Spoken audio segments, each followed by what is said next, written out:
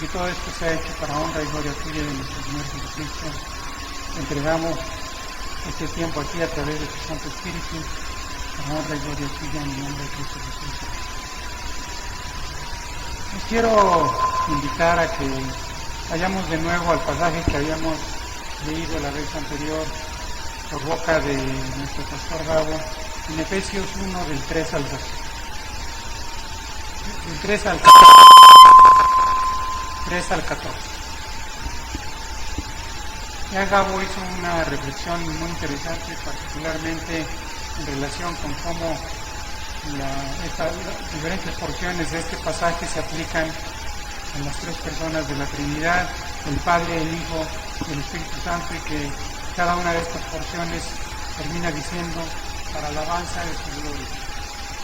Para alabanza de la gloria del Padre, para alabanza de la gloria del Hijo y para alabanza de la gloria del Espíritu Santo.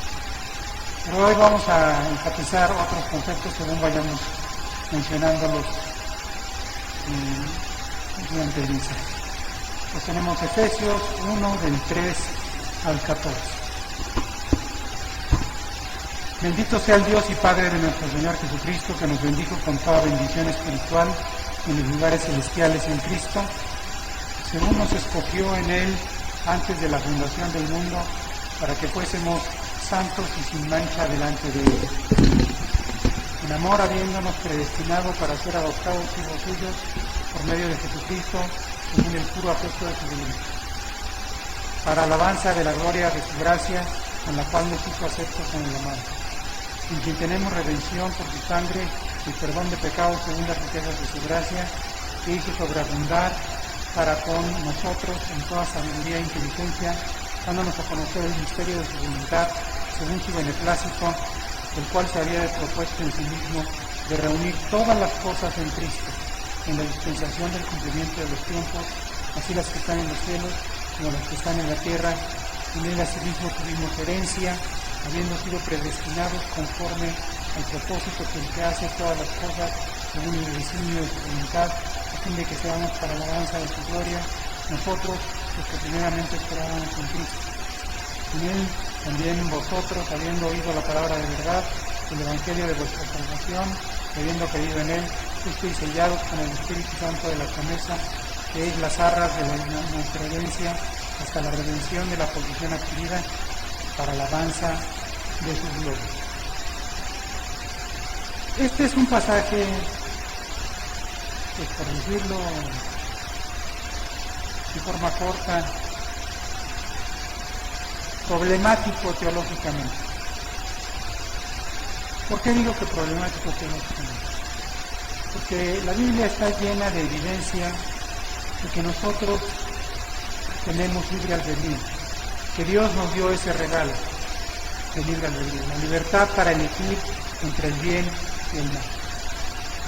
Y el problema reside en cómo conciliar esa libertad de elección con la predestinación. Está mencionada explícitamente en este pasaje. Hay varios conceptos mencionados en los pasajes que nos pueden dar problema. Uno es la predestinación, otro es la elección, otro es la adopción y finalmente la herencia. Entonces, el día de hoy vamos a hacer énfasis en esos conceptos y cómo interpretarlos adecuadamente para que veamos que no existe contradicción con el concepto de libre albedrío. Esa es una cosa que sí quiero que quede muy claro. El libre albedrío existe. Es innegable en toda la Biblia que Dios nos ha dado la libertad de escoger entre el bien y el mal. Y por eso, porque existe el libre albedrío y tenemos esa libertad, es que somos responsables de nuestros actos delante de Dios. Y algún día tendremos que dar cuenta de los mismos delante del juez justo, que es Jesucristo. Entonces, vamos a comentar algunas porciones. En este caso no voy a ir exhaustivamente de verso por verso, sino las porciones que se refieren a estos conceptos, entre comillas, problemáticos, pero que en realidad no son bien interpretados en la palabra. Vamos a ver primero Efesios 1 del 4 al 5. Nos vamos a concentrar en algunos conceptos. Lo voy a leer ahorita de corrido y después me voy a regresar a estos conceptos.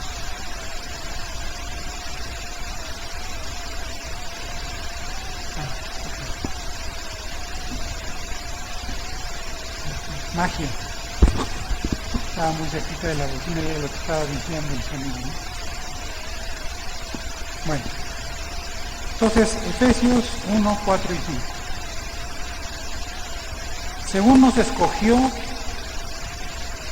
en Él antes de la fundación del mundo, para que fuésemos santos y sin mancha delante de Él, en amor habiéndonos predestinado para ser adoptados hijos suyos por medio de Jesucristo, según el puro afecto de su voluntad. Según nos escogió. Hay una porción de la Iglesia que sigue las enseñanzas de Juan Calvino, que fue uno de los reformadores de la Iglesia, igual que Lutero, que enfatiza no solo la predestinación, sino, pongan mucha atención, privilegia la importancia de los atributos de Dios, que son omnipotencia, omnisciencia y omnipresencia, versus la naturaleza de Dios. Los atributos de Dios son lo que Él hace, constituyen lo que Él hace, la obra que Él ejecuta. La naturaleza es lo que Él es. Y evidentemente, desde que decimos las cosas de esta manera, podemos empezar a imaginar que la naturaleza es mucho más importante que los atributos. O sea, ustedes pueden aprender un idioma extranjero y decir, después de haberlo cursado y practicado suficiente, yo puedo hablar inglés, o yo hablo inglés. Pero hablar en inglés no es lo que ustedes son. Oli, que es contadora, ella sabe aplicar los conceptos de contabilidad. Pero ser contadora no es lo que Oli es. ¿Me explico?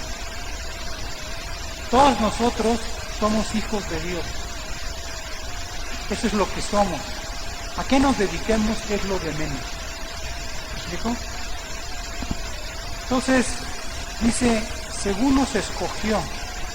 Entonces, esto ha sido interpretado como que de entre todas las personas que Dios creó, o ha creado y que creará hasta el fin de los tiempos, algunos los escogió para hacer el bien, para seguirlo a Él, y algunos los escogió para hacer el mal.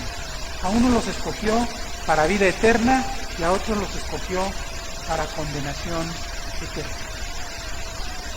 Eso es el resultado de privilegiar los atributos por sobre la naturaleza. Pero eso no es cierto.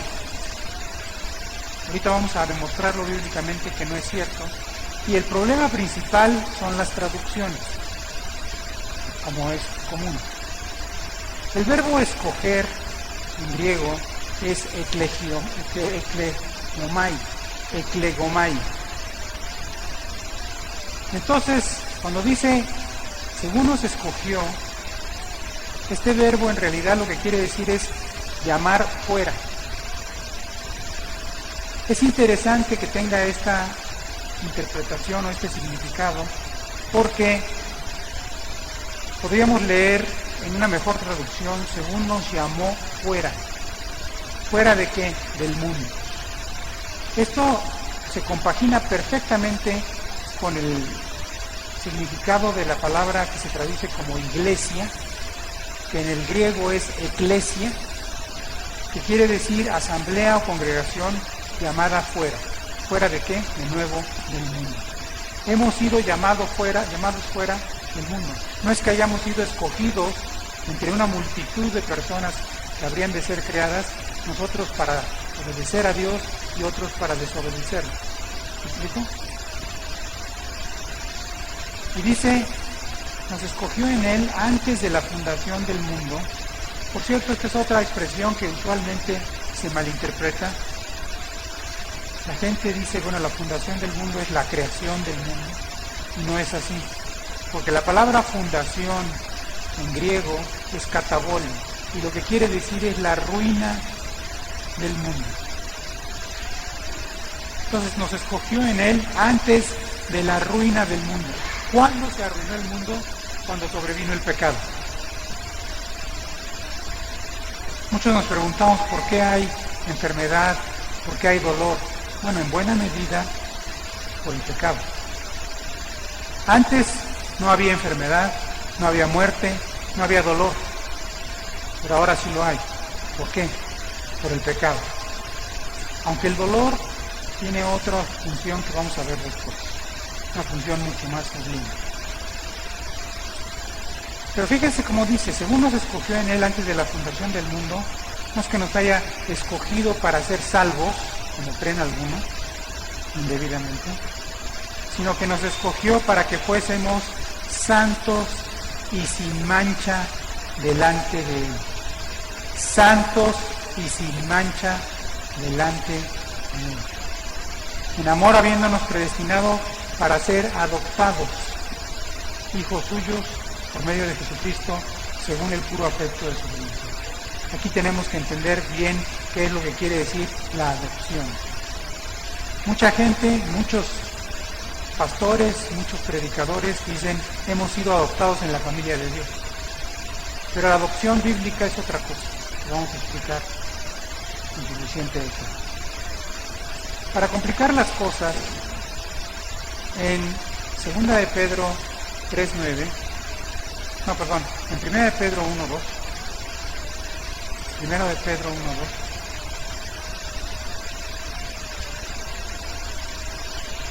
leemos lo siguiente.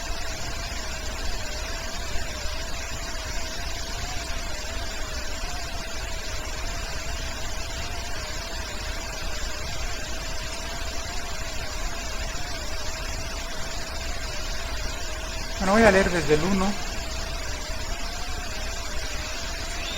1 de Pedro 1:1 y 2. Pedro, apóstol de Jesucristo, a los expatriados de la dispersión en el Ponto, Galacia, Capadocia, Asia y Bitinia, elegidos según la presciencia de Dios, Padre, en santificación del Espíritu, para obedecer y ser rociados con la sangre de Jesucristo, gracia y paz os sean multiplicados. Dice, elegidos según la presciencia de Dios, Padre, en santificación del Espíritu, para obedecer y ser rociados con la sangre de Jesucristo. ¿Qué quiere decir presciencia? Es un conocimiento previo. Ciencia quiere decir conocimiento. Presciencia es un conocimiento previo. Entonces, ciertamente Dios, si Él quiere, puede saber lo que va a ocurrir. Fíjense que enfatizo el si Él quiere. ¿Por qué digo eso? De nuevo, porque los atributos se deben subordinar a la naturaleza de Dios. El ejercicio de los atributos, ustedes por ejemplo, todos tenemos, gracias a Dios, la facultad de ver y apreciar los colores, a menos que seamos daltónicos, ¿no? Pero si algo nos parece muy feo o desagradable, podemos cerrar los ojos y no verlo. ¿Estamos de acuerdo? Entonces el atributo de ver está sujeto a nuestra propia voluntad. Podemos cerrar los ojos. Si un sonido nos molesta o alguien está diciendo cosas feas, nos podemos tapar los oídos. Y con esa acción evitamos oír. Tenemos la capacidad de oír, pero esto está subordinado a nuestra voluntad. Lo mismo pasa con Dios. Vean lo que dicen estos versículos. Isaías 43:25.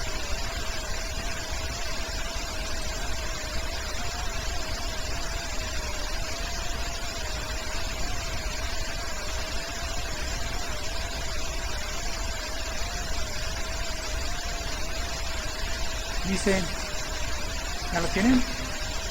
Yo soy el que borro tus rebeliones por amor de mí mismo, y no me acordaré de tus pecados.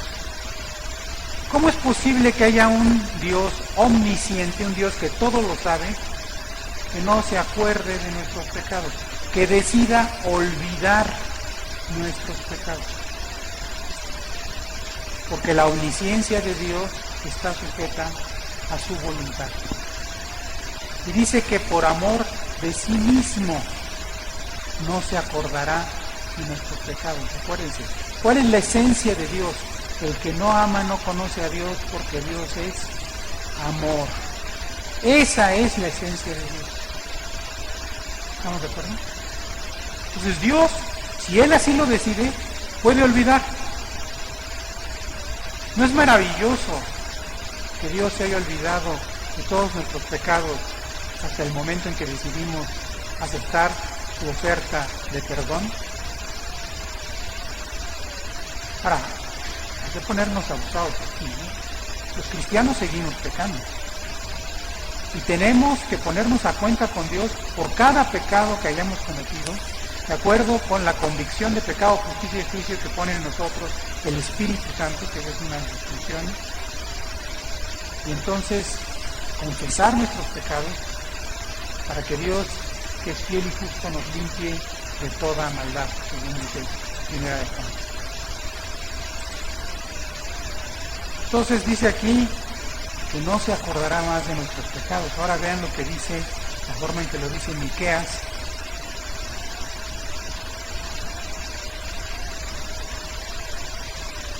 Ya casi el fin del Antiguo Testamento.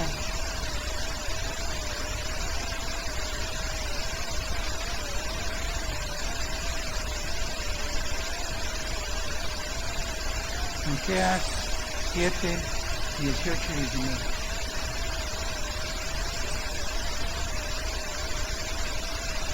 Dice, ¿qué Dios como tú que perdona la maldad y olvida el pecado del remanente de su heredad? No retuvo para siempre su enojo porque se deleita en misericordia. Él volverá a tener misericordia de nosotros, sepultará nuestras iniquidades y echará en lo profundo del mar todos nuestros pecados. ¿Qué Dios como tú que perdona la maldad y olvida el pecado del remanente de su heredad? ¿Se dan cuenta? ¿Qué dice la Biblia? Que olvida el pecado del remanente de su heredad.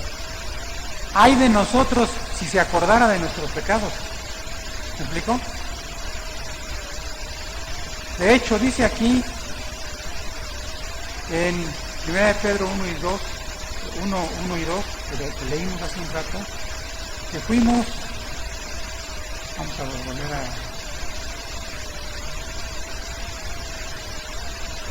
ver, 1 Pedro 1, 2, elegidos según la presencia de Dios en santificación del Espíritu para obedecer y ser rociados con la sangre de Jesucristo, gracia y paz os sean multiplicadas. Fuimos elegidos para ser rociados con la sangre de Jesucristo. De hecho, ese acto de rociarnos y bañarnos con la sangre de Jesucristo, cubrirnos completamente, hace que Dios, cuando nos ve, en lugar de vernos a nosotros, vea a Jesucristo. Es el acto de revestirnos con la justicia de Cristo. En el momento en que nosotros venimos a Cristo, nacemos de nuevo, entonces ocurre un acto jurídico.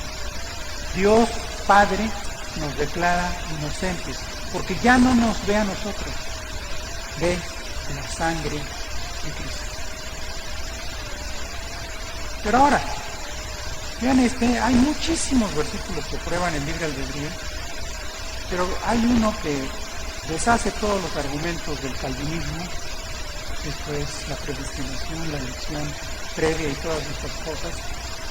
Dice 2 de Pedro 3:9. 2 de Pedro 3:9.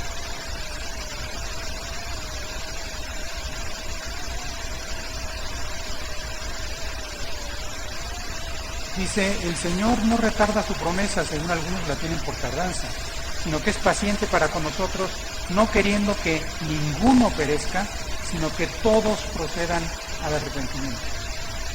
No queriendo que ninguno perezca. Él no quiere que ninguno se vaya al infierno. ¿Me explico? Dios no envía a nadie al infierno. La gente se va voluntariamente al infierno,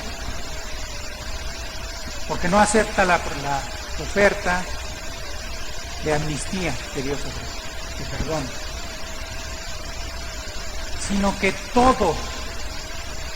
Todos, ¿qué quiere decir? La totalidad de la humanidad procedan al arrepentimiento. Eso quiere decir que hay oportunidad para todos. Es común que nos pregunten para ponernos en problema, ¿y qué hay de los mayas y los aztecas y las tribus africanas y las amazónicas, los que reducen las cabezas y demás, los caníbales? Bueno, ¿a nosotros qué? Dios tiene sus maneras. ¿Ustedes creen que Dios nos necesita para predicarles? No. ¿Ustedes saben quién le predicó a Lutero? Este libro, la Biblia. Le pidieron preparar un estudio sobre el libro de Romanos. Entonces dijo, caray, entonces no es por obra, por gracia, por medio del Señor. Y así ha ocurrido con muchos otros. Que hay anécdotas de muchas cosas que ocurren que no van de acuerdo con nuestras concepciones previas y nuestros prejuicios. Dios es Dios. Y es un privilegio ser un instrumento en sus manos.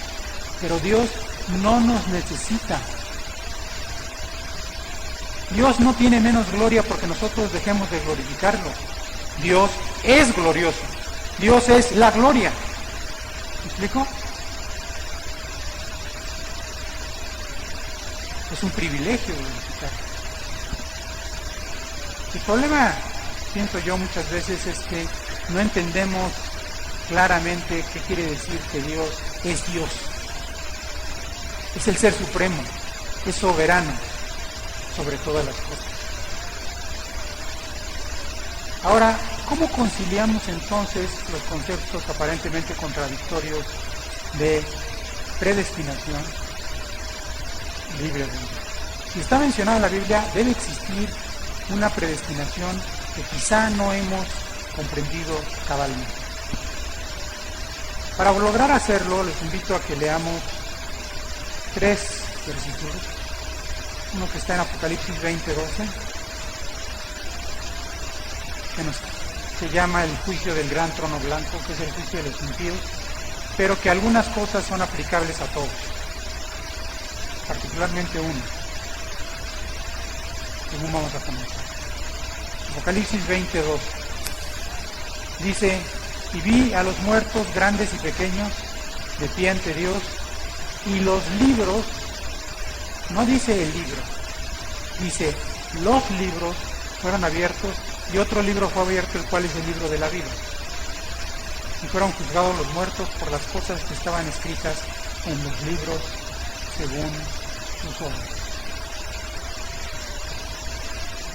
Hace la distinción clara entre los libros en plural y el libro de la vida. ¿Estamos de acuerdo? No, Entonces, hace una distinción entre el libro de la vida y los libros. Luego en Daniel 7:9 al 10 tenemos una cita paralela a esta. Daniel 7:9 al 10 dice: estuve mirando hasta que fueron puestos tronos, y se sentó un anciano de días, cuyo vestido era blanco como la nieve, y el pelo de su cabeza como lana limpia. Su trono llama de fuego, y las ruedas del mismo fuego ardiente. Un río procedía y salía delante de él, millares y millares le servían, y millones asistían de él. El juez, con mayúscula, se sentó, y los libros fueron abiertos. Otra vez los libros en plural. ¿Quién es el juez? Les pregunto yo. Jesús. Jesús es el juez. Porque todo el juicio fue dado por el Padre al Hijo. El Padre no juzga a nadie, dice la Biblia, en Juan 5. Todo el juicio fue dado al Padre, por el Padre al Hijo. Luego, versículos más adelante dice: porque es Hijo de hombre.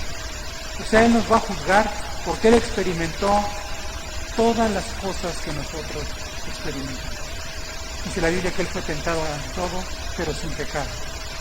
Por eso tenemos un sumo sacerdote que puede compadecerse de nosotros, porque fue tentado en todo, de la misma manera que nosotros, pero sin pecado. Entonces, no hay un libro que es el libro de la vida nada más, no hay libros que, según lo que leímos en Apocalipsis 20:12, tienen una descripción de nuestras obras. Y Salmo 139:16 dice, Salmo 139:16,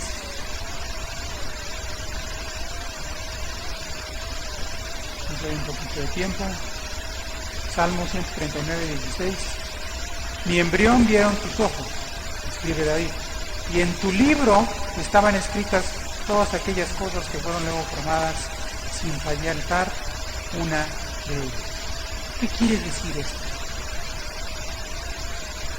El versículo clave para aclarar todo esto es Efesios 2:10. Efesios 2:10. Efesios 2:10. Que dice, porque somos hechura suya, creados en Cristo Jesús para buenas obras, las cuales Dios preparó de antemano para que anduviésemos en ellas. Somos hechura suya. Ya les había dicho en alguna otra ocasión que la palabra original en el griego para hechura es poema. Somos un poema suyo. Cuando nosotros somos concebidos, engendrados, Dios prepara dos libros. Uno en el que Él escribe el guión de nuestra vida, conforme a su voluntad.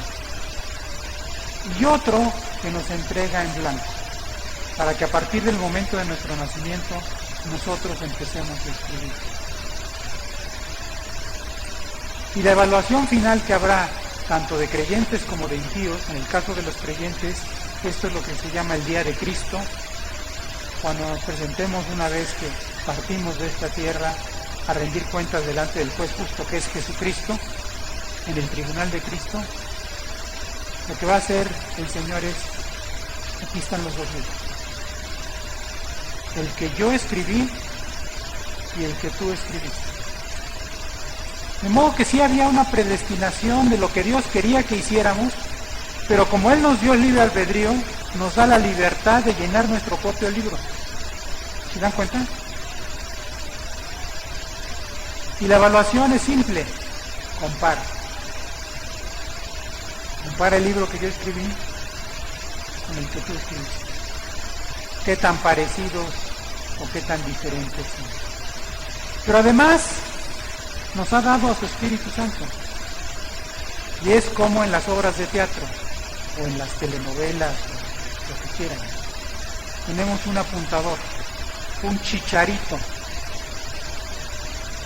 Nos está diciendo el Espíritu Santo, haz esto, haz aquello, no hagas esto, no hagas aquello. Pero quienes decidimos si lo hacemos o no lo hacemos, somos nosotros, el libre ejercicio de nuestra voluntad. Eso es lo que constituye el libre albedrío. Sí existe un guión escrito previamente, pero no hay una predeterminación de nuestros actos. ¿Me explico? Si no, no tendría sentido que rindiéramos cuentas. Pero hay una razón más fundamental que leímos en el pasaje de Efesios 1 del 4 al 5. Dice, nos escogió en Él antes de la fundación del mundo para que fuésemos santos y sin mancha delante de Él. Si nosotros partimos del supuesto de que como algunas personas no obedecen a Dios, Dios los escogió previamente para condenación eterna, eso quiere decir que como Dios es omnisciente y particularmente presciente, esto es, sabe lo que va a ocurrir en el futuro, Dios ya sabía que Adán y Eva iban a pecar. Es más, saber que Adán y Eva iban a pecar quiere decir que los hizo para pecar. Pero eso es ridículo.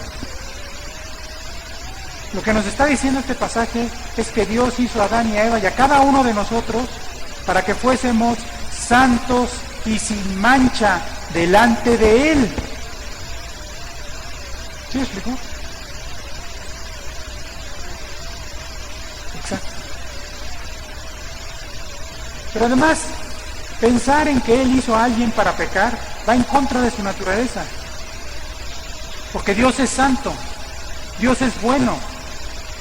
Es más, Dios solo puede hacer lo bueno. Una forma simple de ilustrarlo es decir lo siguiente: Dios no es que no quiera mentir, no puede mentir.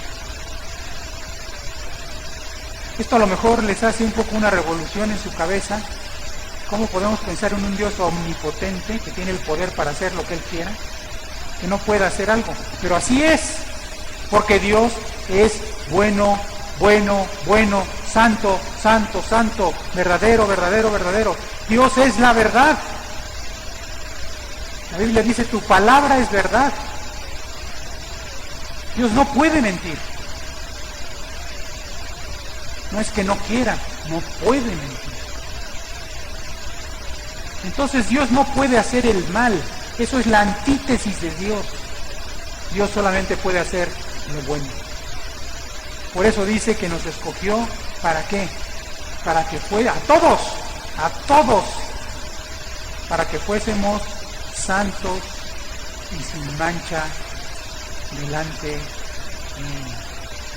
Y esto es una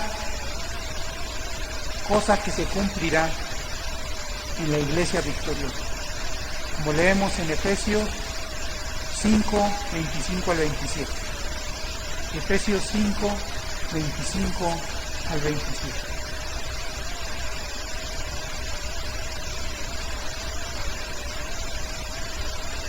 Dice, maridos, amad a vuestras mujeres, así como Cristo amó a la iglesia y se entregó a sí mismo por ella para santificarla, habiéndola purificado en el lavamiento del agua por la palabra, a fin de presentársela a sí mismo una iglesia gloriosa, que no tuviese mancha ni arruga ni cosa semejante, sino que fuese, ¿qué?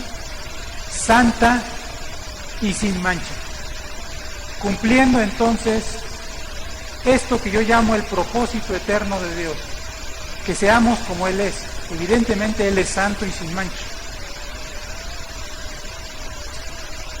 Y Él así lo dispuso desde el principio en Génesis 1, 26 y 27, donde leemos Génesis 1, 26 y 27.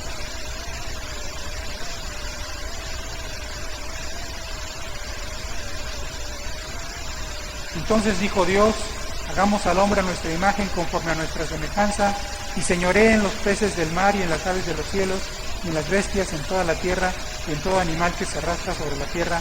Y creó Dios al hombre a su imagen de Dios lo creó, varón y hembra los creó.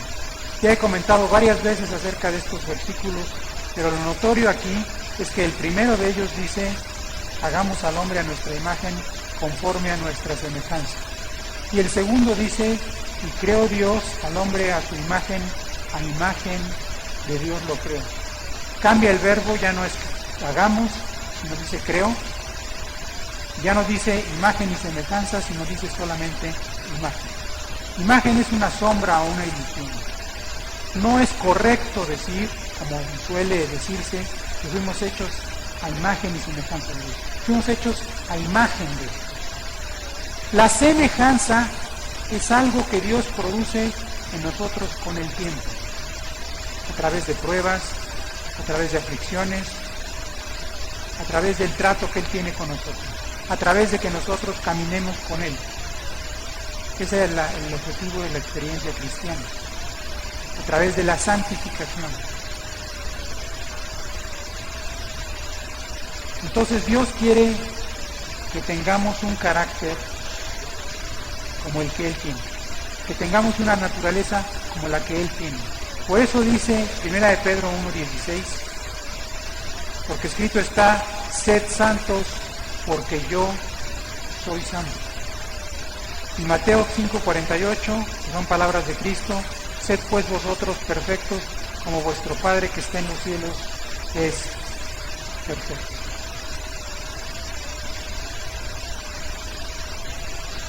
De modo que la predestinación sí existe, pero sobre todo en el sentido de que predestinar quiere decir fijar un destino de manera previa. Dios quiere que todos seamos santos y sin mancha delante de Él. Que tengamos su carácter. Que esto, en términos sencillos, lo que quiere decir es que aprendamos a amar como Él ama. Porque acuérdense, la esencia de Dios es el amor. Pero hay otro concepto que está contenido en el pasaje de Efesios 1, 4 y 5, que es el de la adopción. Vamos a leer Romanos 8, 18 al 23.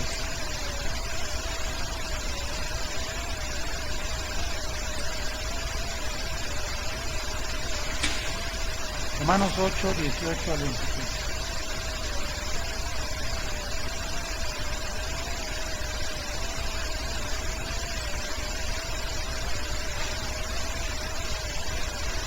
Dice la palabra de Dios: porque tengo por cierto que lo que en este tiempo se padece no es de comparar con la gloria venidera que en nosotros ha de ser manifestada, porque el continuo anhelar de las criaturas espera la manifestación de los hijos de Dios.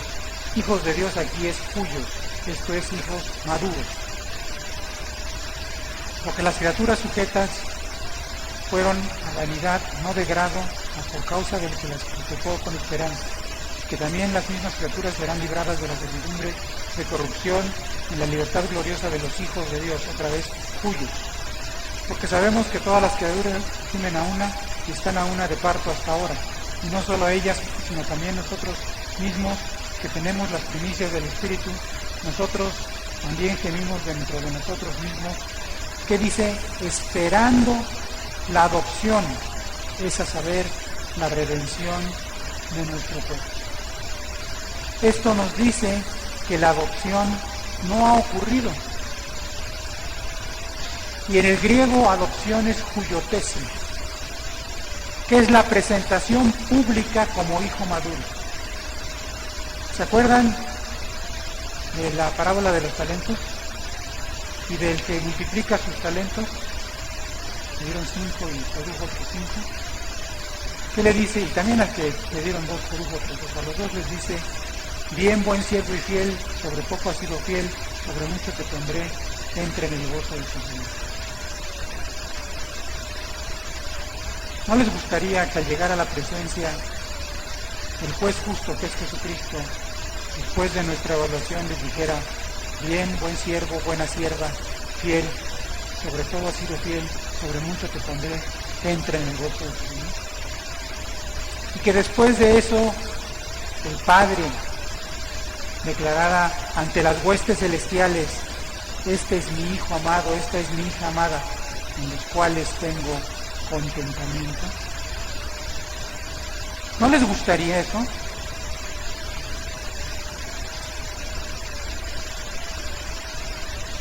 Eso debería ser el anhelo más grande de nuestro corazón.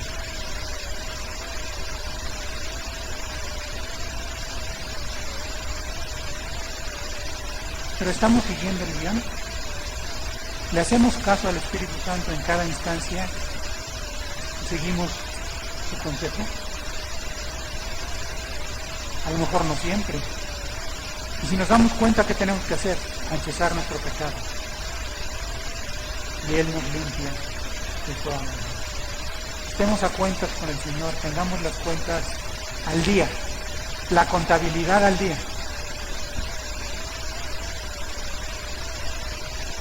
Entonces la adopción no se trata de ir a buscar a un niño al orfanato y legalmente adoptarlo como nuestro hijo, que es la noción moderna de adopción que tenemos. Es el reconocimiento de aquellos que han vencido al pecado, esto es, a su propia carne, al mundo y al enemigo. Así como Cristo venció. Cristo venció. En este mundo tendréis aflicción, pero confiad, yo he vencido al mundo. Y Él venció a la carne, venció al enemigo, venció al pecado, venció a la muerte.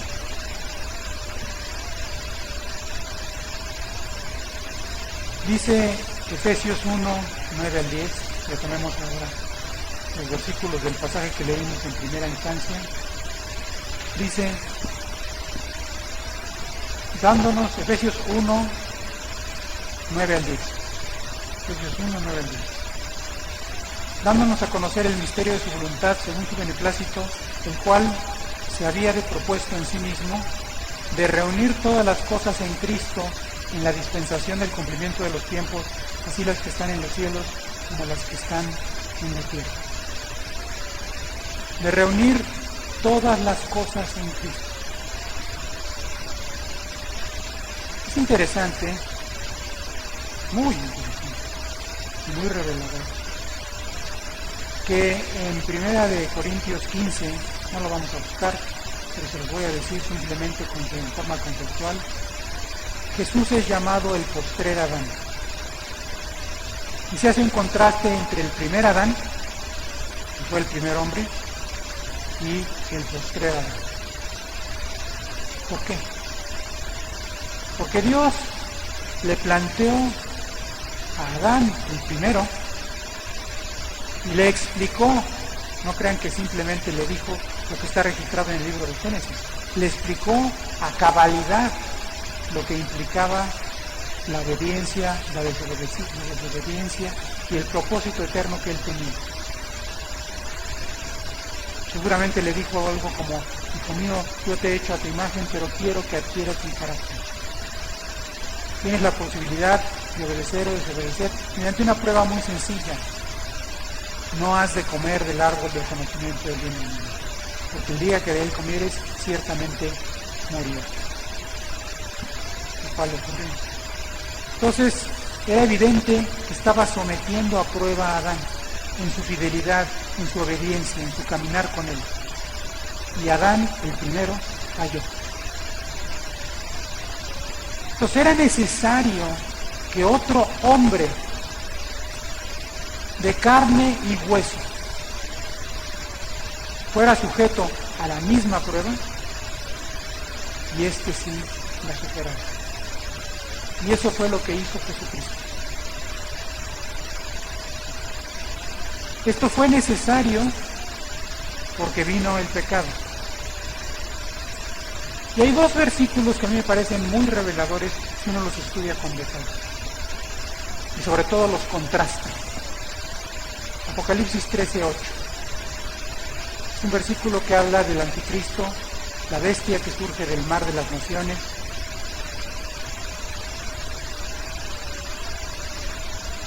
El último gran dictador. Pero no quiero enfatizar esa figura, sino algo que dice el versículo. Dice, y la adoraron todos los moradores de la tierra, ¿a quién? A la bestia, al anticristo, cuyos nombres no estaban escritos en el libro de la vida del Cordero. Y fíjense cómo dice, del Cordero que fue inmolado desde el principio del mundo. La palabra principio podría haberse traducido como fundación, porque otra vez es catabole, y lo que debería haberse puesto aquí es la ruina del mundo. Esto es, desde que sobrevino el pecado. Hay varias partes en la Biblia donde se utiliza la expresión desde la fundación del mundo, y otras en las que dice antes de la fundación del mundo. Son dos cosas diferentes, y tenemos que ponernos bien puestas las antenas para distinguir lo que quiere decir una y otra. Cuando se habla como aquí, desde la fundación o desde la ruina del mundo, es el plan de Dios para nuestra reconciliación con Él y volver a empezar de nuevo. Dice la Biblia que nosotros tenemos el ministerio de la reconciliación. Lo que hizo Cristo con su obra salvífica, esto es salvadora, fue reconciliarnos con el Padre y volver a establecer una comunicación entre nosotros y el Padre, darnos la oportunidad de que nuestro espíritu resucitara y entonces podemos tener una comunicación directa con un ser espiritual que es Dios.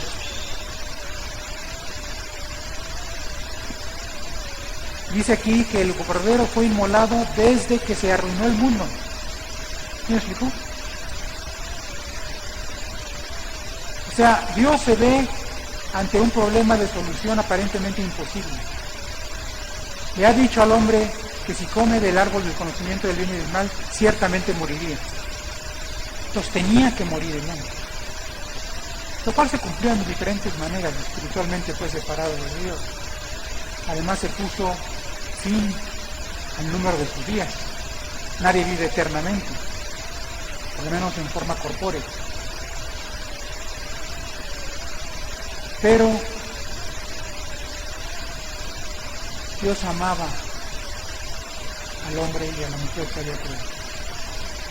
Y no quería que ellos murieran eternamente, que estuvieran separados de Él por toda la eternidad, ni ellos ni su descendencia. Entonces, con toda seguridad, Satanás dijo, ya me salí con la mía. Engaña a la mujer propicia que el hombre también desobedezca. Entonces, Satanás dice, puedo cantar victoria. Se ha echado a perder el plan de Dios. No de salvar a la humanidad, de hacer seres que fueran semejantes a Él en carácter. Acuérdense, fuimos escogidos desde antes de la fundación del mundo, para ser santos y sin mancha delante de Dios. Ahora veamos 1 de Pedro 1, 17 al 20.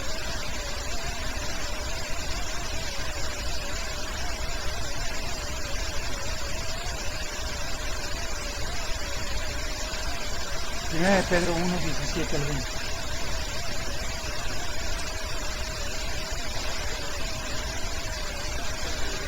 Dice, y si invocáis por Padre a aquel que sin acepción de personas juzga según la obra de cada uno, conducíos en temor en todo el tiempo de vuestra peregrinación, sabiendo que fuisteis rescatados de vuestra vana manera de vivir, la cual recibisteis de vuestros padres, no con cosas corruptibles como oro y plata, sino con la sangre preciosa de Cristo, como de un cordero sin mancha y sin contaminación, ya destinado desde antes de la fundación del mundo, pero manifestado en los postreros tiempos por amor de vosotros.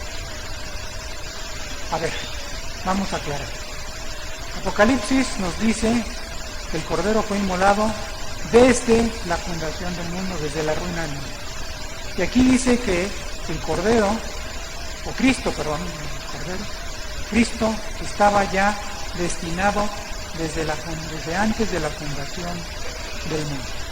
¿Cómo podemos conciliar esas dos cosas? ¿Qué quiere decir que Dios nos haya escogido para ser santos y sin mancha delante de Él? ¿No nos llama la Biblia a ser imitadores de Cristo?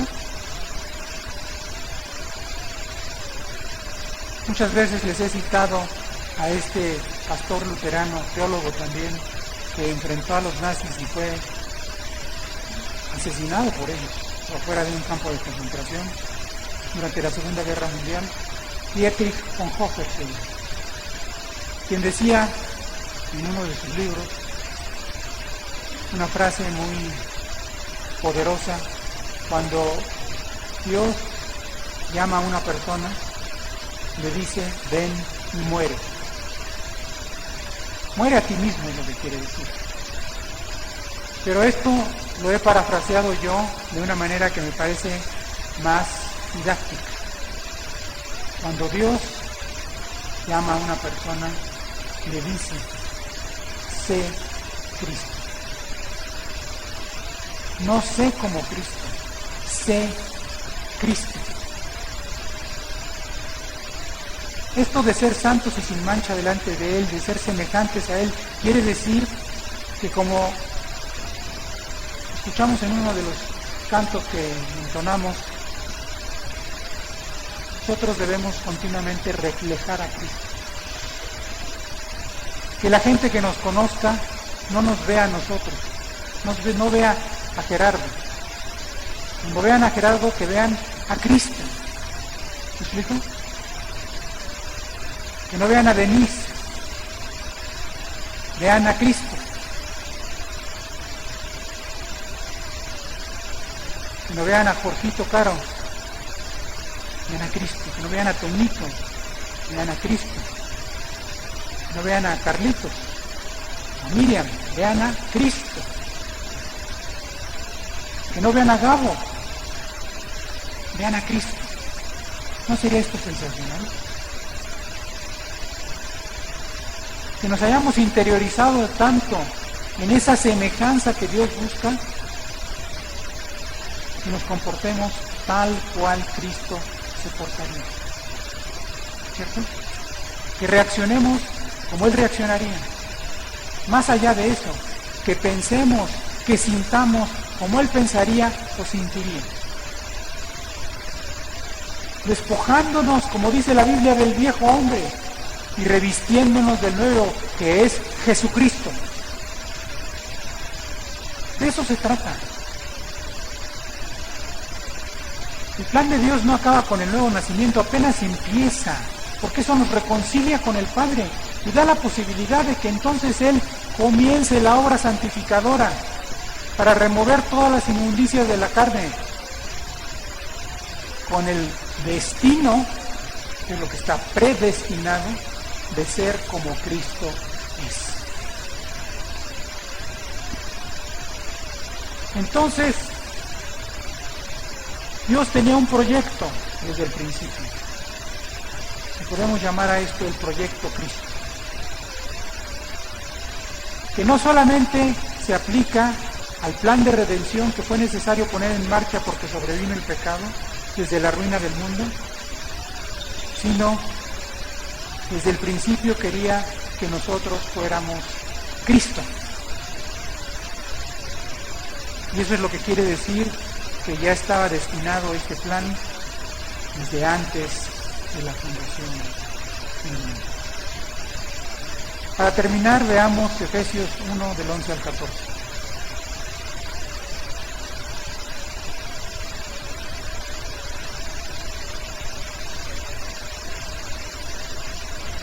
Dice: en Él asimismo tuvimos herencia, habiendo sido predestinados conforme al propósito del que hace de todas las cosas según el designio de su voluntad, a fin de que seamos para alabanza de su gloria. Nosotros los que primeramente esperábamos en Cristo, en Él también vosotros, habiendo oído la palabra de verdad, el Evangelio de nuestra salvación, y habiendo creído en Él, fuiste sellados con el Espíritu Santo de la promesa, que es las arras de nuestra herencia hasta la redención de la posesión adquirida para la alabanza de su gloria. El libro de Romanos 8:17, si lo quieren buscar, Romanos 8:17, dice algo que a algunos les puede parecer un poco desagradable.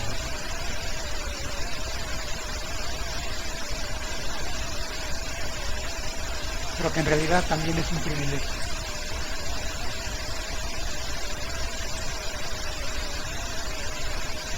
Romanos 8:17 dice: y si hijos, también herederos de Dios y coherederos con Cristo.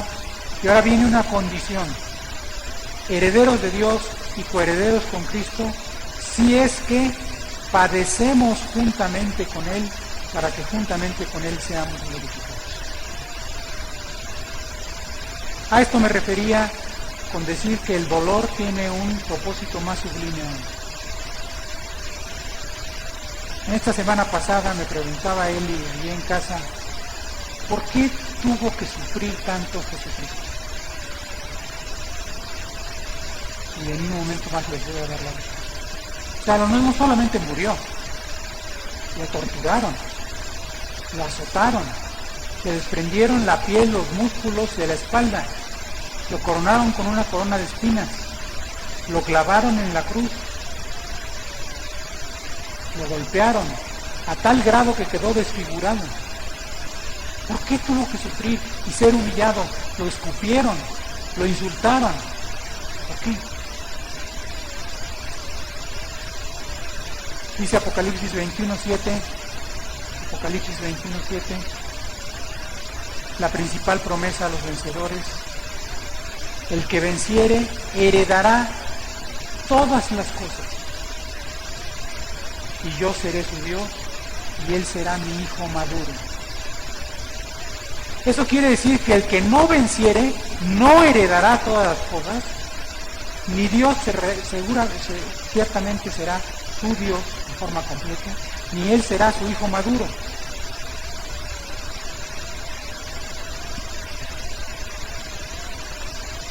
Mateo 11:29 dice: llevad mi yugo sobre vosotros y aprended de mí, que soy manso y humilde de corazón, y hallaréis descanso para vuestras almas. Jesús nos dice: aprended de mí. No dice que soy sabio, que soy poderoso, que soy bueno.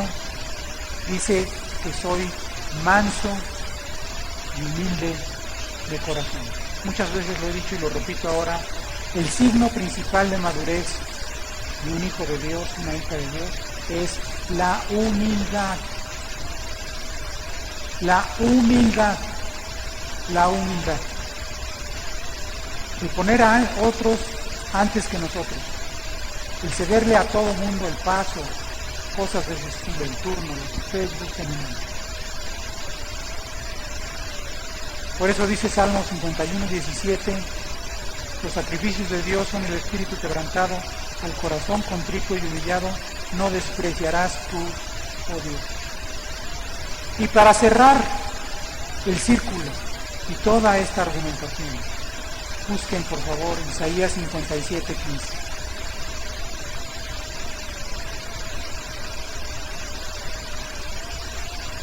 Isaías 57:15.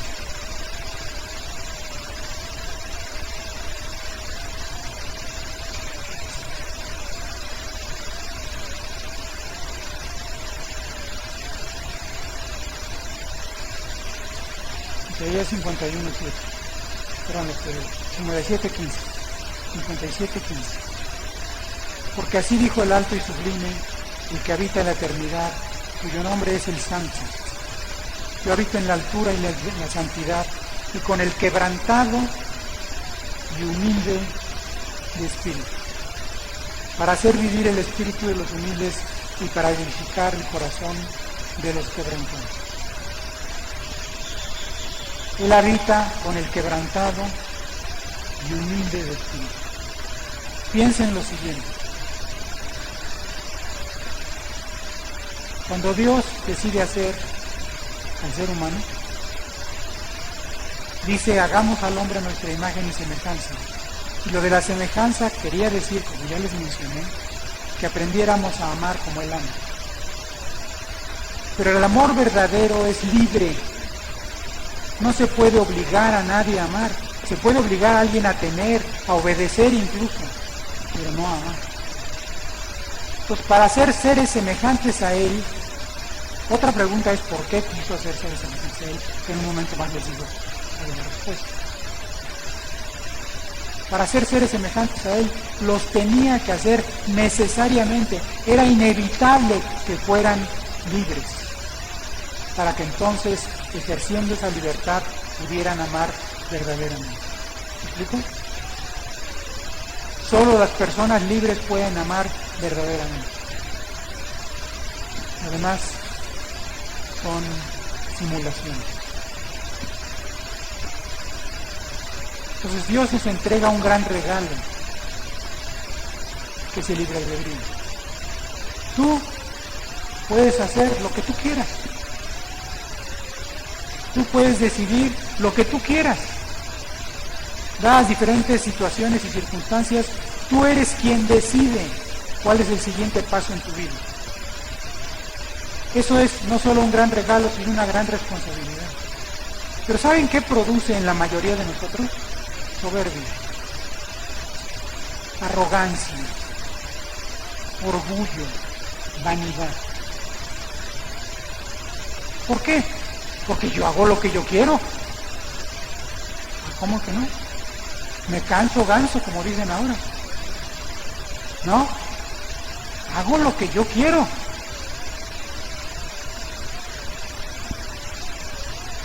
Entonces Dios tenía previsto un método para romper nuestro vida, que se llama el quebrantamiento. Y el producto del quebrantamiento, si la persona quebrantada aprende la lección, es la humildad. Entonces Jesús, que vino a cumplir todo lo que nos tocaba a nosotros cumplir, también como hombre,